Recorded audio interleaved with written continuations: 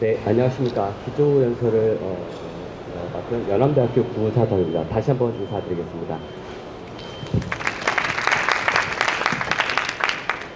우선 여러분들 업무에 이렇게 바쁘신 와중에도 각계 분야에서 이렇게 포럼에 참가해 주신 것에 대해서 다시 한번 거듭 감사를 드립니다.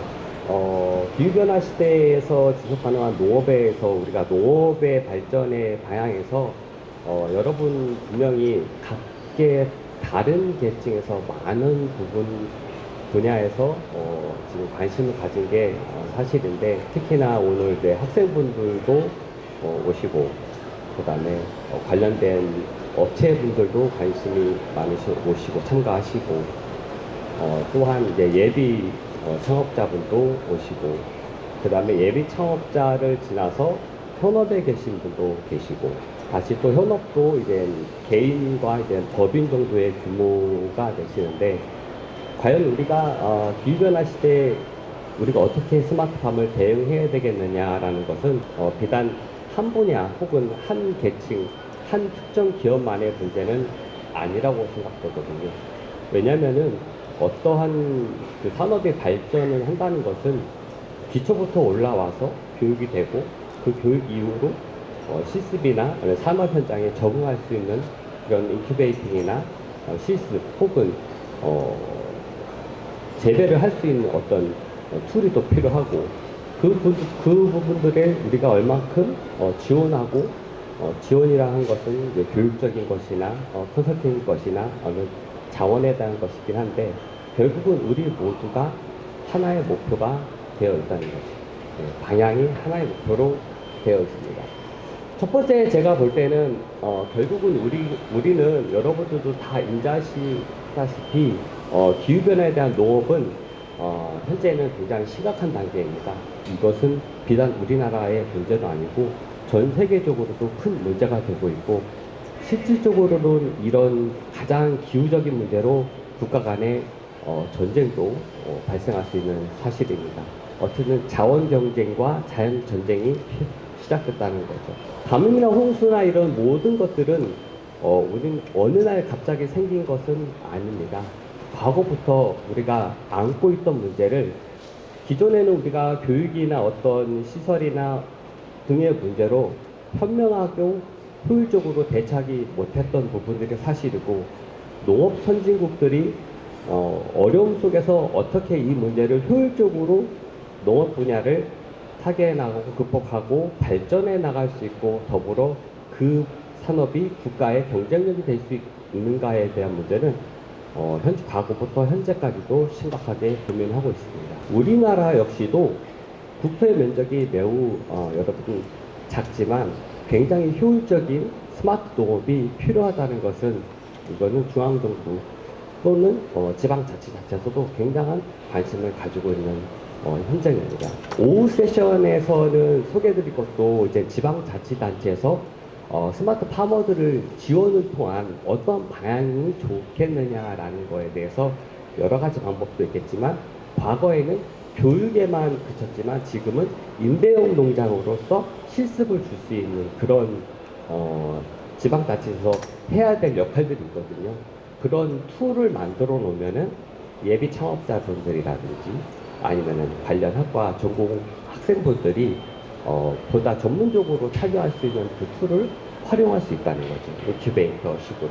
결국은 기후변화라는 것은 우리가 극복해야 되지만, 그냥 막연하게 극복한다라기보다는 어떻게 극복을 할 것이냐. 극복을 해야 되지만 어떠한 방향으로 극복을 할 것이냐. 그 분야가 어떤 한 분야만은 앞서 말씀드렸듯이 아니라는 거죠. 오늘 또 연사분에서 분야로 계신 분 중에 수도작을 하시는 분도 계시거든요. 그럼 과연 스마트팜은 시설 원회에서 시설에만 관련된 부분들이 기후변화를 대응하고 그분들이 앞장서야 될 것이냐라는 것은 저는 아니라고 생각하거든요.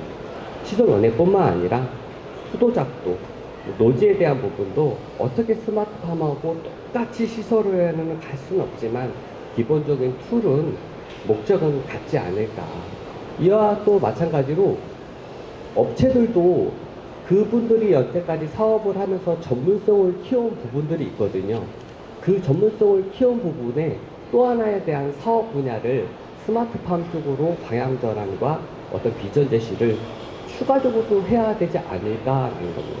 행사를 진행하기 앞서 아까 또 이제 참석하신 포럼 분과 이렇게 말씀을 나누다 보면은 오늘 이 자리에 빅데이터에 대해서도 정말 심도 있는 전문가분도 지금 앉아 계시고요. 그 다음에 데이터 혹은 챗 GPT를 통해서 아까 말씀하신 거에도 농업을 관행적으로 어떤 구두상으로 하는 게 아니라 챗 GPT를 활용한 어떤 그런 프로세스도 지금 연구하고 공부하시는 분도 자리에 계시더라고요. 저도 깜짝 놀랐습니다. 우리가 목표는 하나지만 여러분의 각기 다른 계층의 전문 분야 분들이 이렇게 하나의 목표로 이렇게 매진하고 정진한다는 것은 저는 매우 긍정적으로 보고 있고, 우리나라가 과거도 그렇지만 현재도 볼 때는 다 잘하고 있습니다.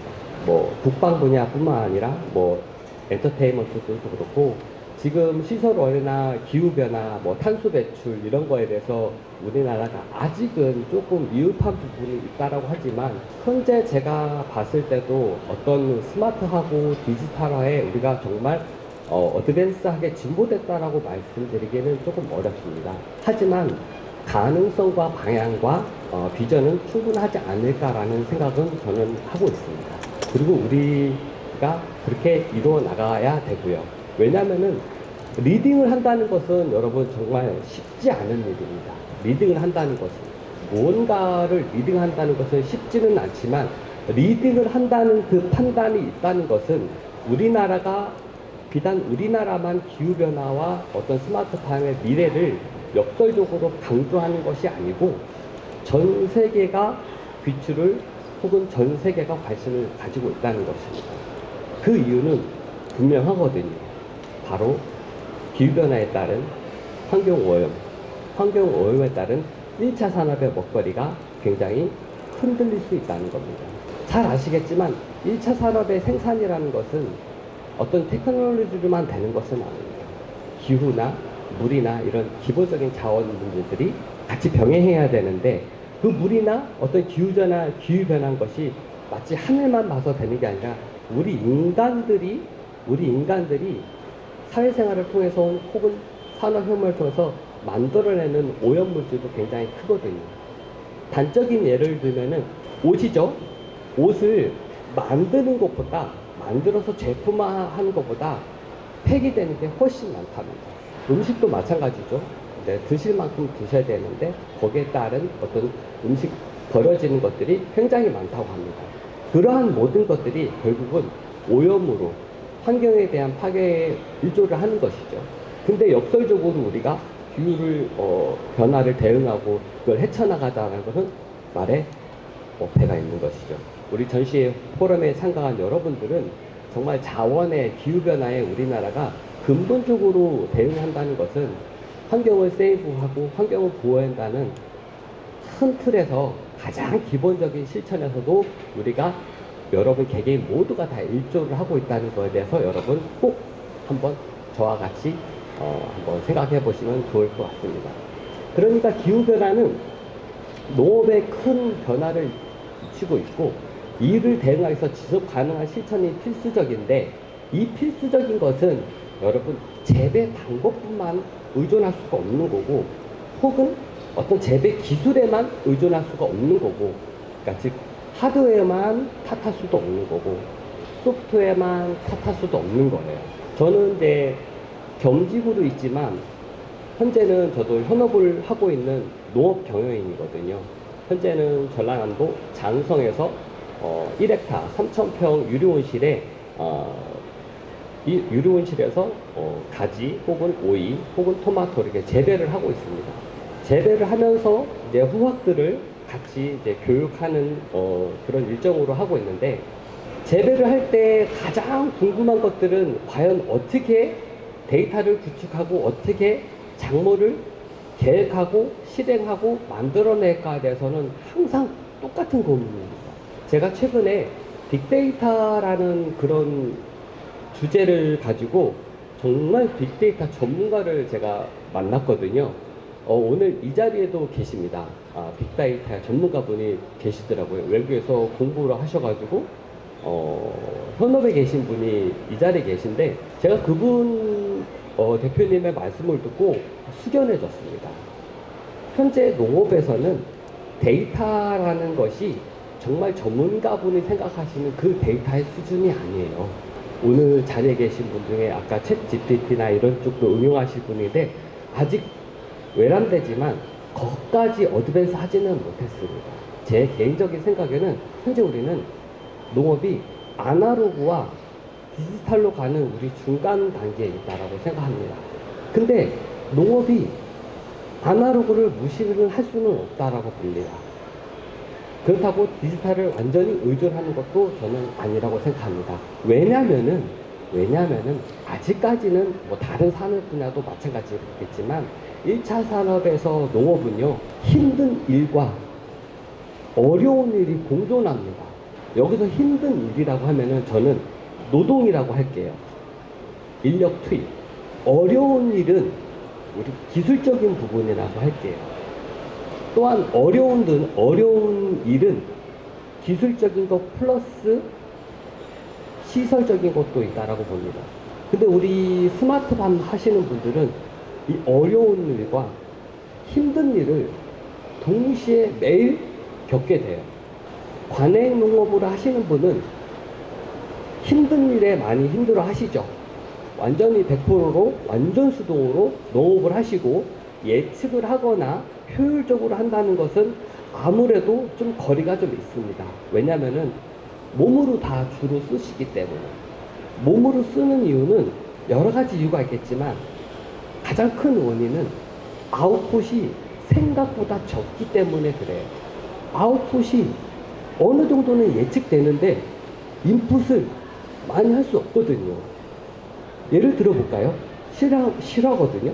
가지를 토경으로 하시는 분이 저보고 구교수 가지 했을 때 매출이 얼마 나와? 라고 했을 때 어쩐 일이세요? 왜 그러세요? 했더니 나는 가지로 1억 5천 매출을 해 라고 말씀하세요.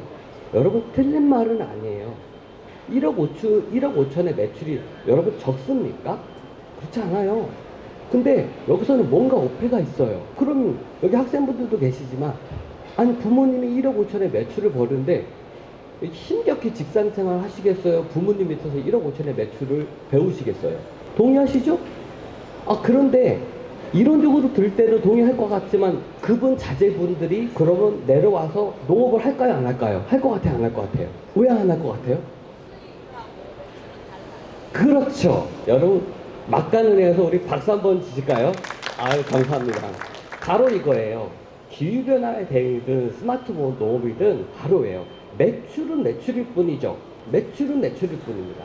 매출 대비 들어가는 그 비용을 몰라요. 그거는 우리 업무적으로 혹은 경영학적으로 바로 얘기할 수 있지만 또 하나 들어가는 게 있어요.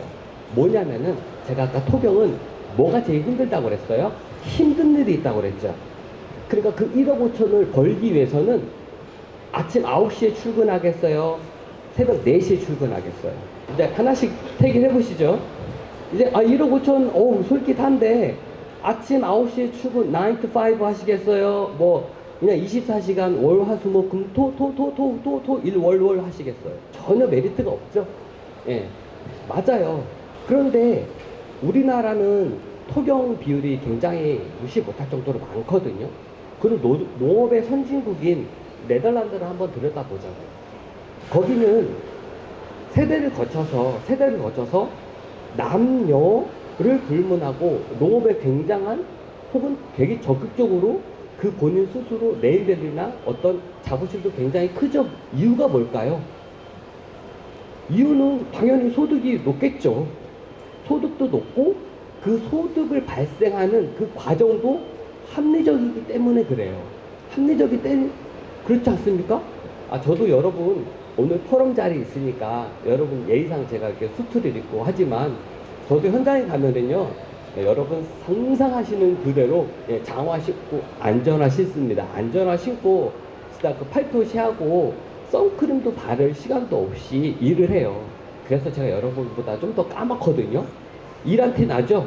우리 여기 팜팜에 김성욱 본부장님도 계신데 솔직히 얼굴이 저보다 하얘요. 본부장이시니까 그런 거예요. 그죠? 예, 본부장님 좀 사무실에서 이렇게 좀 보시고 하지만 아닐까요? 현장 스타일인가요? 근데 피부가 저보다는 좀 분발하셔야 될 것 같습니다. 맞습니다. 제가 이 자리에 포럼 연사로 왜 초청을 했냐면은 귀농하시는 분들, 그 다음에 귀농에 관계된 이해 당사자분들이 여러분 은근히 모르고 잘못 아신 부분들이 굉장히 많아요. 결국은 우리 스마트 파머들이 결국은 그 결과물을 잘 해내야 되거든요. 그렇지 않습니까, 본부장님? 우리가 잘 해내야 이해 당사자분들의 투자라든지 인력이라든지 어떤 데이터적인 소프트웨어적이라는 거지 산업이 같이 성장하지 않겠습니까? 우리 선생님 아까 답변을 잘 해주셨는데 그거 마저 이해갈게요. 자, 1억 5천을 벌었어요.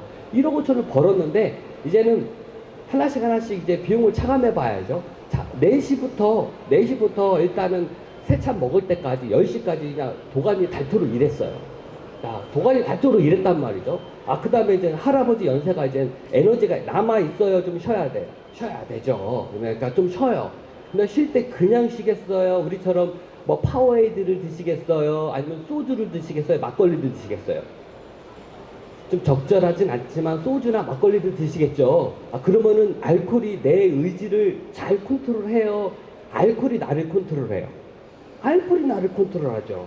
그러니까 한 잔 드시면은 한 2시간만 혹은 1시간만 쉬었다가 다시 업무를 보려고 그랬는데 이따 하지 뭐 오늘 술도 잘 받네. 그죠? 벌써 업무의 효율성이 객관적이지 않고 떨어지죠. 우리 본부장님 일선농업회사 법인에서 물론 알코올은 드시진 않지만 업무의 비효율성을 우리가 간과할 수 있겠습니까? 네, 그거 관리하시라고 본부장님 보신 거거든요. 자, 첫 번째로는 업무의 효율성이 일관성이 없고요, 계획적이지 않아요. 여러분 동의하시죠? 자, 두 번째는 뭐냐면은 100% 완전 수동 도가니를 의존하다 보니까 많이 아파요. 기계 장치를 이용하게 되면 기계의 효율성과 기계를 유지보수하고 그 다음에 사람은 1대1로 일을 해야 되지만 기계는 1대 다수를 컨트롤할 수가 있거든요. 근데 사람은 나 아니면 못해. 우리 마누라도 못해. 그러다 보니까 아파요. 그러니까 그 버는 비용 중에 거의 한 30%는 그 동네 한의원에 다 갖다 바칩니다. 물리치료 받으셔야죠. 단골이에요. VIP예요.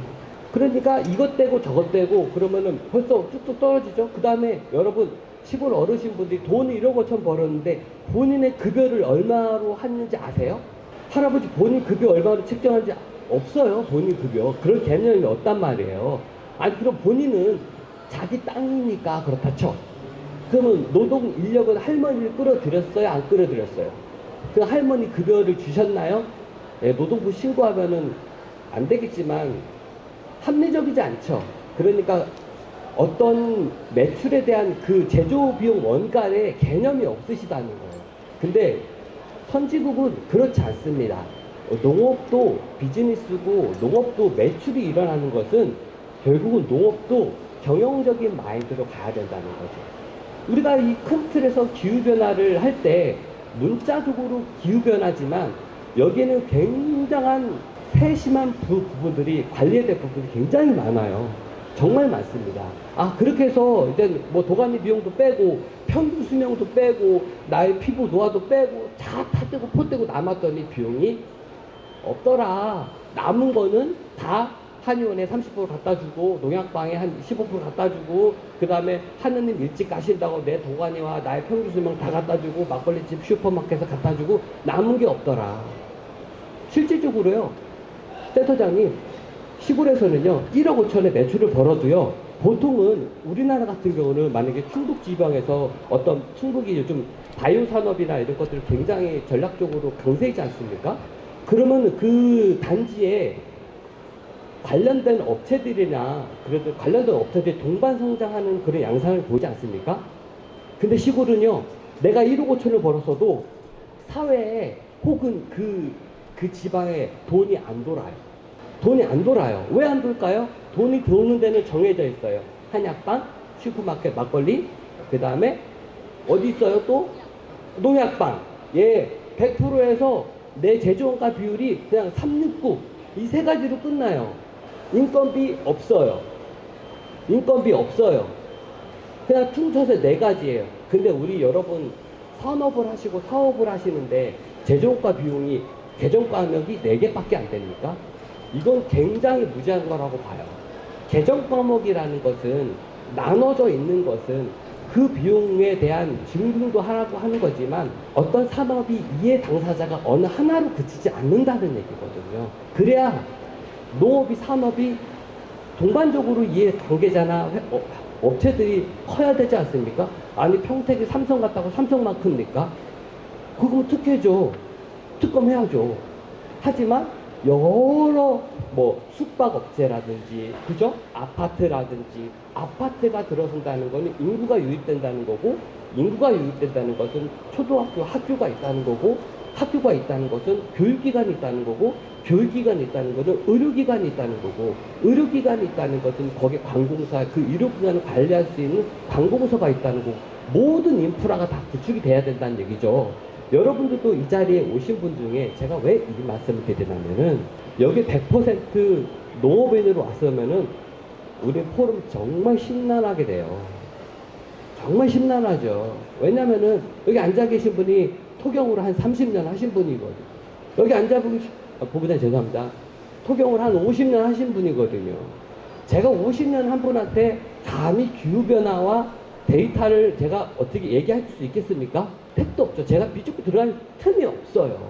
막걸리를 먹지 않는 한, 같이 소주잔을 기울이지 않는 한. 하지만 과거의 농업이 현재까지 발전하지 못하고 농업 분야가 네덜란드에서 저 할 때도 버전이 2.0이었거든요. 스마트 농업이 제가 할 때 당시 2.0 버전이었어요.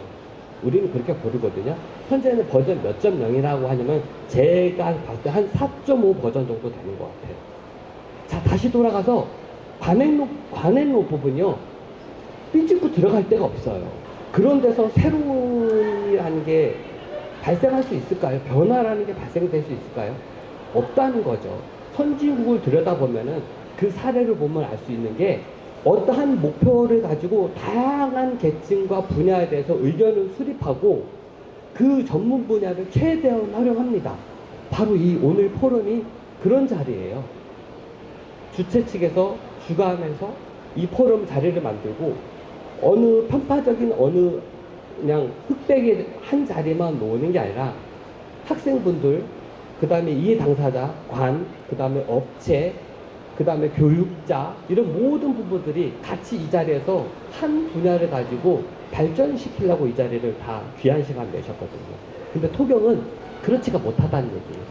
그래서 결국은 아들이 제가 계속 결론을 말씀드리면 아니 사장님 1억 5천이면은 저보다 연봉이 많으신데 그러면 자제분들이 벌써 와 계시겠네요 했더니 얼굴색이 확 바뀌는 거죠. 우리 아들은 여기 안 와. 우리 아들은 여기 안 와. 우리 아들은 안 돼. 하지만 남은 일을 시켜. 우리 아들은 여기 안 와. 그게 뭘까요? 내용을 알고 계시는 거죠. 그쵸? 우리 아들은, 여러분, 봄 햇살은 여러분, 며느리 내보낸다고 하죠? 밭에?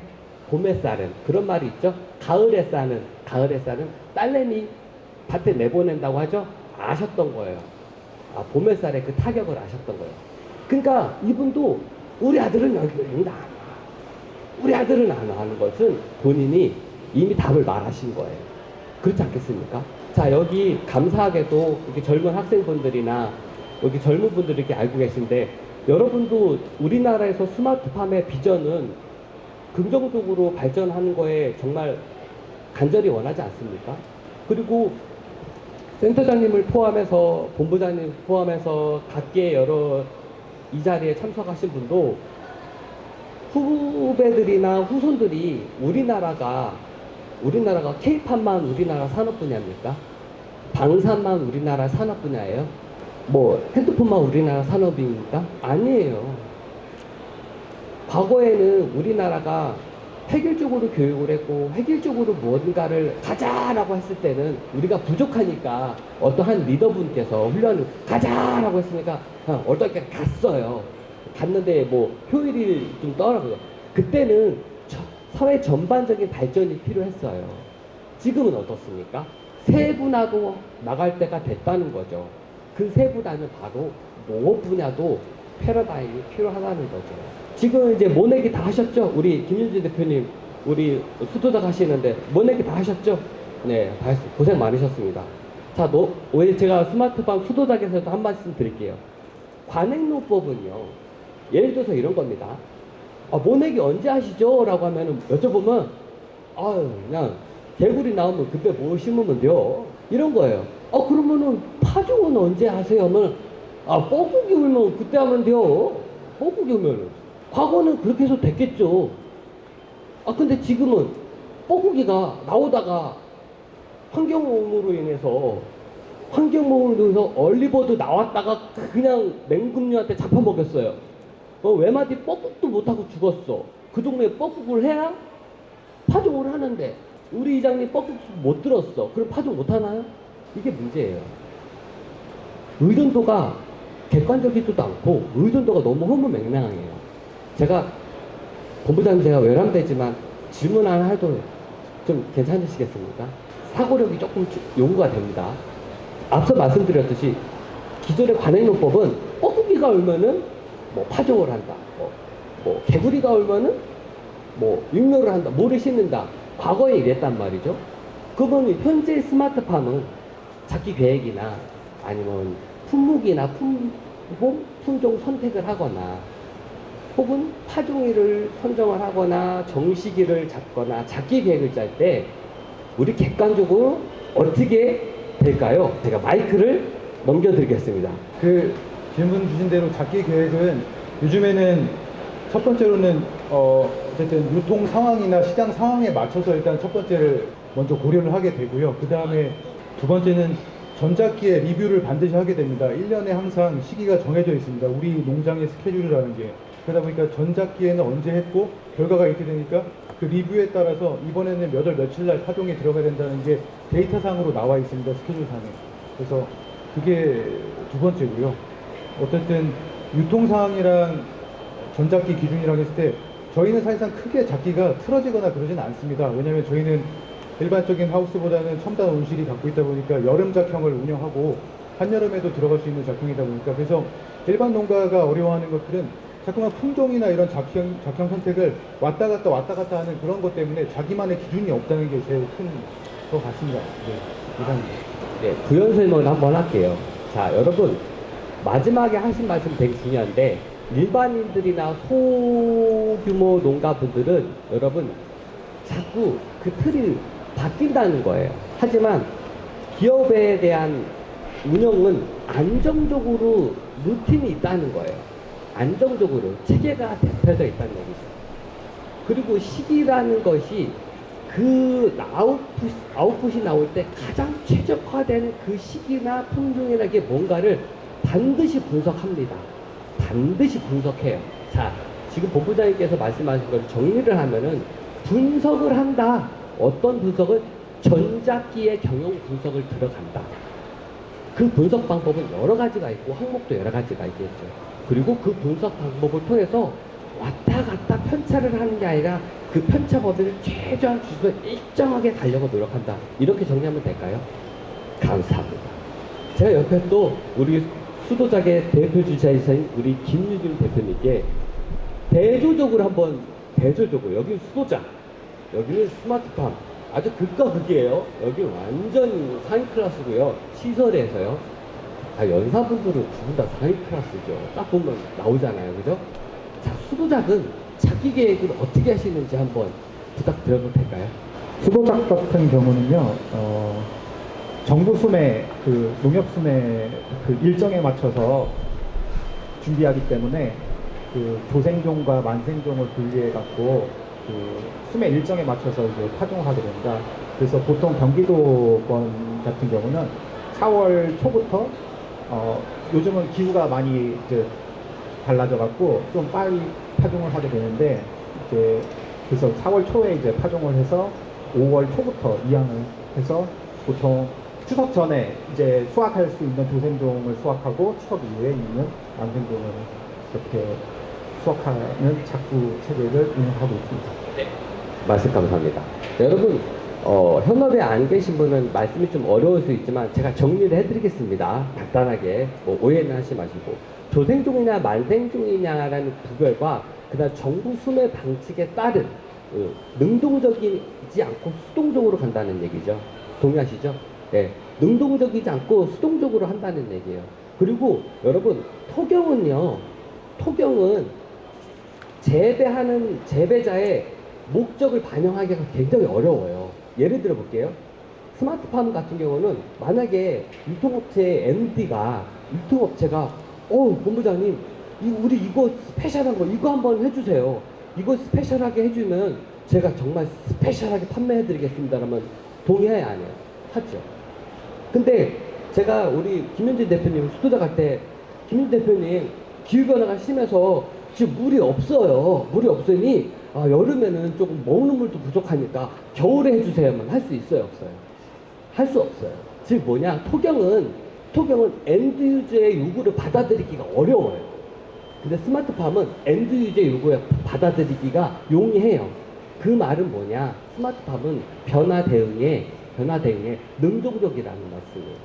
정리를 한번 해볼게요. 스마트팜의 기후변화에 대한 우리나라 농업 발전이 비단 한 분야는 아니다. 그리고 토경은 능동적으로 변화에 대응하기가 매우 어렵습니다.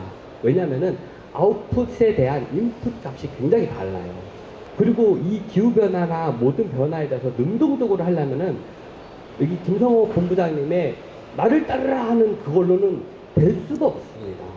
왜냐면은 작물 재배에 대한 전반적인 계획 수립하고 거기에 대한 각 분야에 대한 종자라든지 그 다음에 어떤 육료나 정식에 대한 소재라든지 되게 중요하죠? 소재 되게 중요하죠.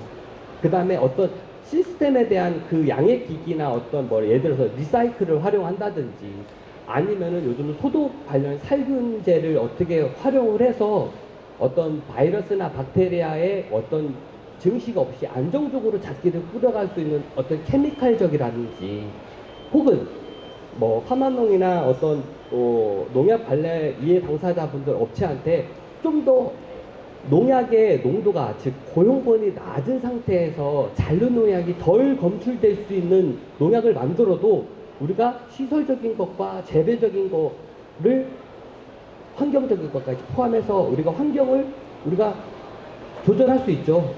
관리를 잘하면 살균제를 더 사용할 수 있고 관리를 잘하면 충 사용도 적게 할 수 있고 그러다 보면 우리나라도 아직은 못하고 있는 뭐를 할 수 있어요?